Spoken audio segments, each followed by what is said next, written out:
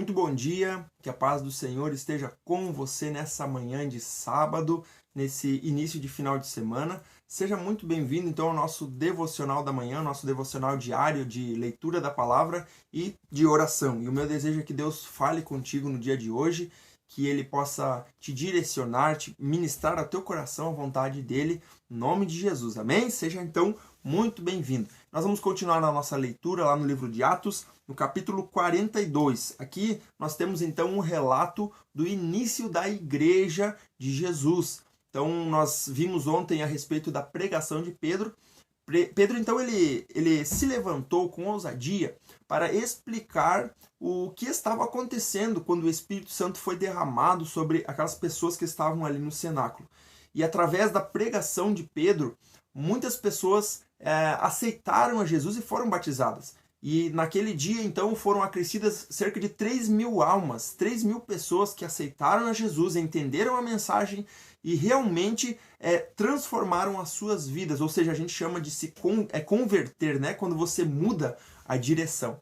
Então, aqui nós temos, nesse relato aqui, em Atos capítulo 2, versículo 42, o início da igreja. E aqui nós temos algumas reflexões para nós tirarmos de dentro desse texto aqui. Então vamos ler.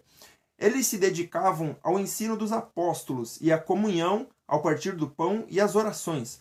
Eles quem? Essas pessoas que se converteram, essas pessoas que se batizaram, e todas elas se dedicavam àquilo que os apóstolos estavam ensinando. Eles falavam a respeito de Jesus.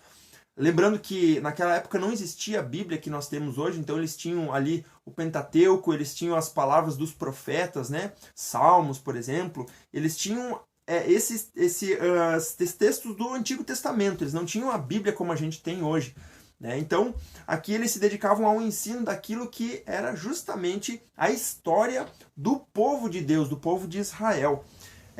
Todos estavam cheios de temor e muitas maravilhas e sinais eram feitos pelos apóstolos. Olha que maravilha! Os que criam mantinham-se unidos e tinham tudo em comum. Vendendo suas propriedades e bens, distribuíam a cada um conforme a sua necessidade. Olha que interessante.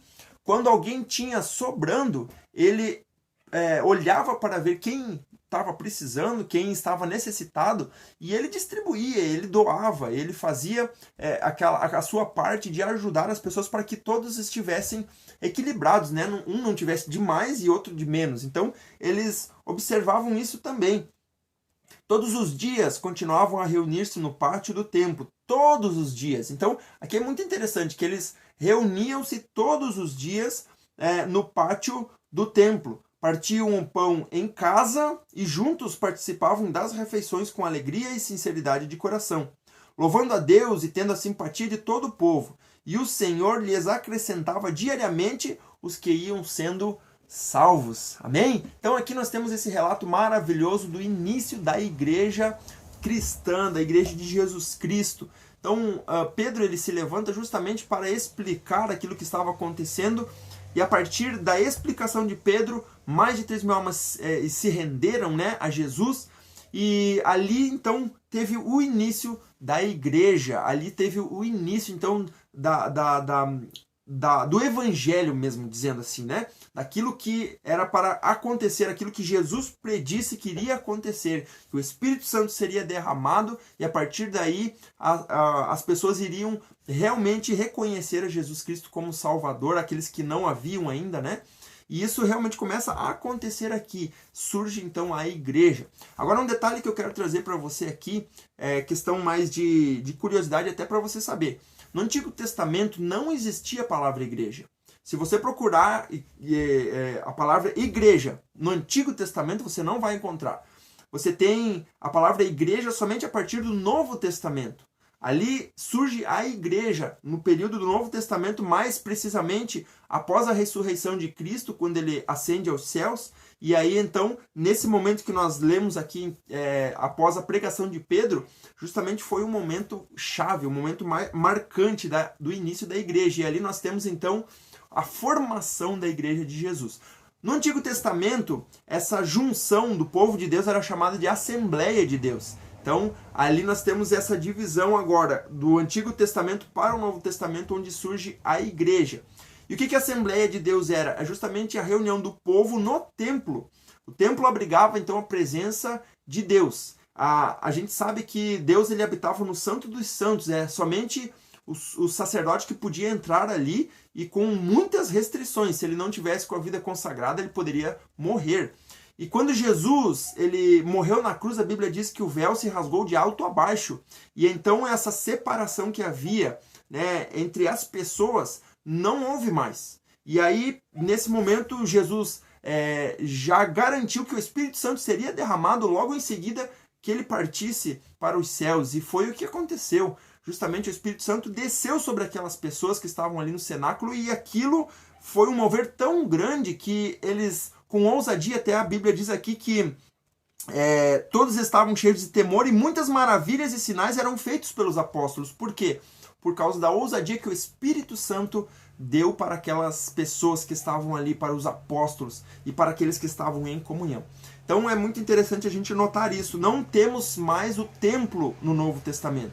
Não existe mais a palavra templo representando o templo do Antigo Testamento. Porém, nós temos então a igreja que surge no Novo Testamento. E é interessante notar aqui que essas pessoas se reuniam nas casas para participar das refeições, para estarem em comunhão. E aqui a Bíblia diz que todos os dias continuavam a reunir-se no pátio do templo. Então eles tinham aquele local para que eles pudessem estar juntos em comunhão, mas eles partiam o pão em casa e juntos participavam das refeições com alegria e sinceridade de coração. Então tudo acontecia nas casas das pessoas. Então é muito interessante notar isso. Por quê? Porque aquela comunhão que existia deve existir hoje entre a igreja, entre aqueles que servem a Jesus, entre aqueles que creem em Jesus. Essa mesma comunhão que havia lá precisa haver entre nós hoje. Amém? Então eu queria deixar essa reflexão com você também, baseado então nesse texto que nós lemos aqui do início da igreja, um texto maravilhoso que tem ali como título, né, a comunhão dos cristãos, e que eu e você possamos ter comunhão uns com os outros, amém? Graças a Deus. Vamos orar nesse momento. Se você puder, convido você a fechar os teus olhos. Vamos colocar a nossa vida. Se você tem algum pedido, já coloque aí em oração e vamos agradecer ao Senhor pela sua graça, misericórdia e bondade, amém? Senhor, nós te agradecemos porque até aqui tu tem nos sustentado, guardado a nossa vida, tem nos livrado de todo mal, Pai.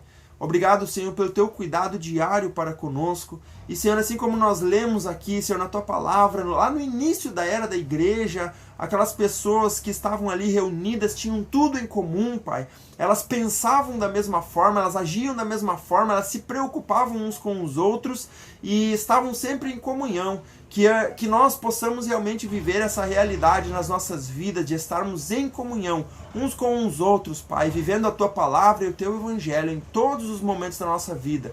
Nos direciona, nos dá graça, sabedoria e discernimento em todo o momento, Pai.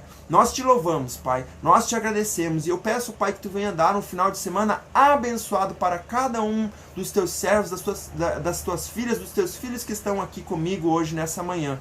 Renova as nossas forças e nos dá um novo ânimo, Pai, a cada dia, a cada momento, em nome de Jesus. Amém e amém. Graças a Deus. Que Deus abençoe a tua vida. Tenha um ótimo final de semana, um ótimo sábado. Que Deus te guarde e te livre de todo o mal, pelo poder e pela graça que vem dele. Se você não se inscreveu no canal, se inscreve agora, tá? Não deixa para depois, ativa o sininho e deixa seu comentário aqui embaixo, que eu sempre gosto de ver o comentário de vocês aqui. Um grande abraço, amanhã nos encontramos novamente a partir das 6 horas e eu espero você. Deus te abençoe.